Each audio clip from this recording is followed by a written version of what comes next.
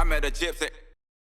I guess though you could say that it would And help. but then I can take it back with me. Yeah. To the motorhome, and as I'm sitting there and laying in bed, whatever the night, have a quick look through it.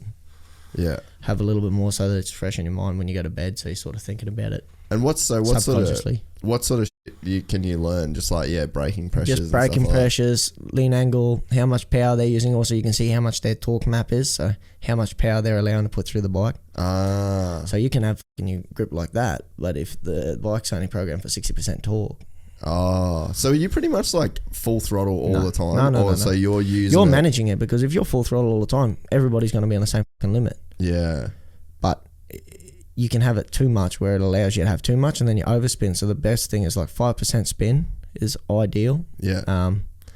It's like where you're getting the most amount of turn. So because you want to try and turn with the rear. Because it's a balance of like slide and traction. And drive. Yeah. 5% around what you want to keep. Yeah. So you just try and work at that number. There was a race this year where you like pretty much just lost the rear, right? You were in third for a bit and then you like lost the tyres. Well, yeah, we get that sometimes as well with being on a satellite bike. So what's the difference there? Sometimes tyres just don't work. Yeah, okay. So have you got different tyres to the factory dudes? No, on paper they're the same, but every now and then you might get hit with, let's say, a preheated tyre. Something that somebody else has put on a rim at another race, and then it would have been through 6 or 7 heat cycles, pulled off the rim, put back in a container, sent to the other side of the world, and then you get it, and the fucking thing's not the same as a brand new one. Or even can come down to the ones that are sitting in top of the container. Yeah. So on the top, they're stacked. They're sat in Malaysia for 3 or 4 weeks before we get there. Yeah. Just baking in the sun every day. So the top ones are going to be a little harder than the bottom. Dude, it's just luck of the draw. Crazy detailed, eh? What's the deal with the lean angle then? Like when you're studying the lean angle, what are you looking for there? Like, the thing is, you don't want to have too much lean angle all the time, because you just wear out the edge of the tyre. Yeah. So if he's able to like have less time on full lean angle, so he's using a different line, you can sort of understand that from that kind of thing. So if he's like, if I'm fucking full lean angle for a long time, it's like you're trying to go into the corner too early. Yeah. And you're having hold a lot of lean angle, whereas he's prepping it, boom, use a little bit of turn from the rear and get the thing up off the edge as soon as possible. Yeah, right. How the fuck do you learn all this, man? Just time.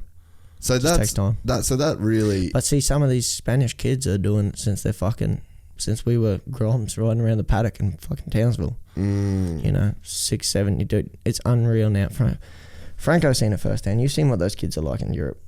There's kids walking around this big, elbows on the ground, head on the ground, everything. You're like, fuck me. I'd only dream of doing that when I was like 14, and you're doing it at this age. It's just like, where levels, are you going to be? eh? Yeah, it's just different cultures. Buying AUs and racing around the paddock. Yeah, but that teaches me to be like Ken Block.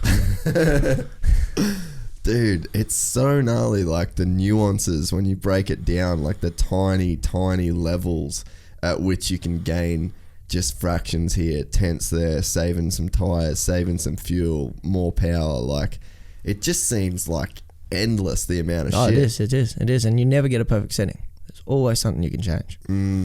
So it's just making a compromise. Yeah. Well, I'm just thinking, I'm like, man, what would it be like if you like really, because I'm a fucking nerd. The reason I do good at jiu-jitsu is I was like a you white like studying, belt. Yeah, I was a white belt I was like, I know so much shit about jiu-jitsu, and I talk to other people and they're just like, they're not on the same level of like understanding their belt might be game. higher, but they're not. Yeah, right. But then it's like, but physically to do it is so different, because it's that, and I know that now, like, you can't study time. Like, you can put in time studying, but the bike time is so different. I hate sitting. That's my one thing I hate doing, is sitting down and fucking looking at lines all day. I can't do it. Like I said, I just get my paper, and that's enough. I just had to change my guy, and I have to explain to my new guy's good, but I have to explain to him, like, I just want throttle, traction, like how much spin I've got, lean angle, brake pressure, front and rear, suspension, and then that's about it. You know, and speed. You see your speeds, and that's it.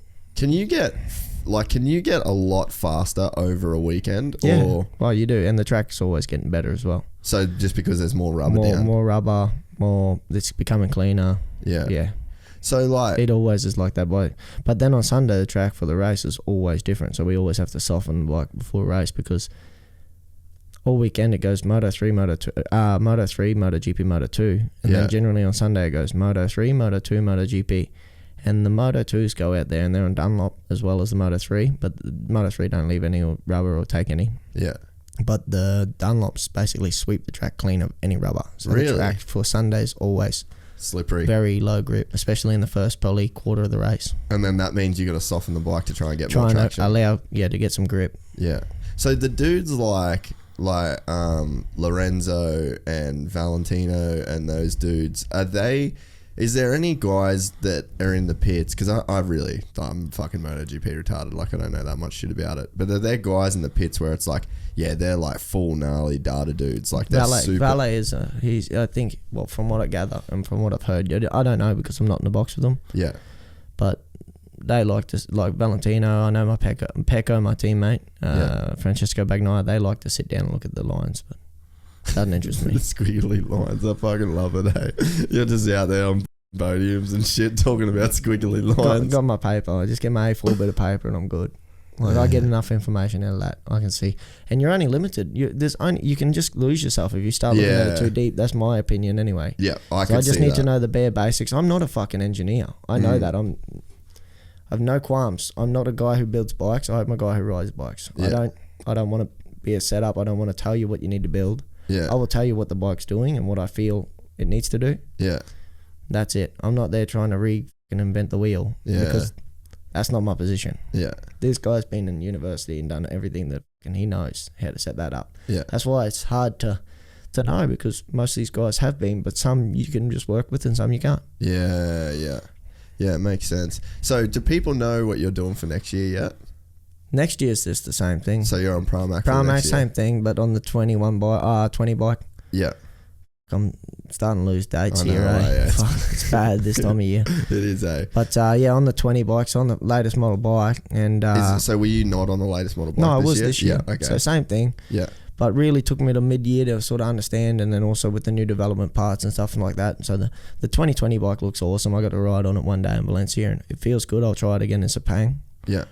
And then, I did a 1-year contract, my own choice, because the last 2 contracts I've done, I've been stuck between a rock and a hard place on where I can go, because I haven't been synced up with everybody. There's been like 3 rides available, and 1 or 2 you don't want. So I just did a 1-year contract, try and sync up with everybody else, and then we'll see. Yeah, and so ultimately, because you're still super young, you can be That's in the the biggest sport thing. for ages. I've been here for a while, and it's crazy. I feel like one of the older dudes, but yeah, I'm still one of the younger ones on the field. Yeah, so how much thought are you putting into the future? Because you can be just chuck on the floor.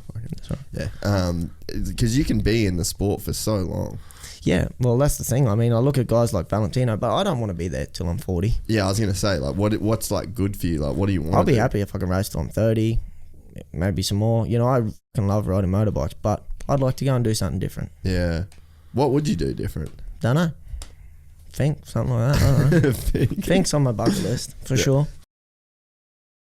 If you enjoyed this content, please like and subscribe. And to listen to the full 3-hour podcast, search Gypsy Tales in your favorite podcast platform or click the link in the description below.